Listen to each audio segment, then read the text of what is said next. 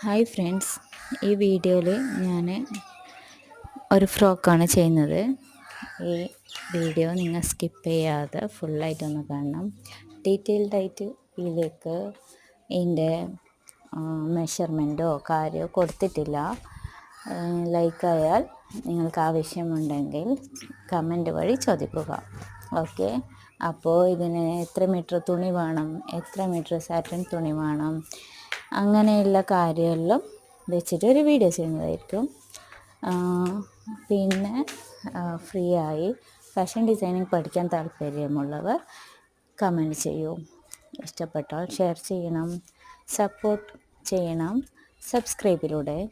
പിന്നെ നമുക്ക് ഇത് എങ്ങനെയുണ്ടെന്ന്, ഇത് ഫൈനൽ ലുക്ക് എങ്ങനെയുണ്ടെന്ന് നമുക്കിത് നോക്കാം.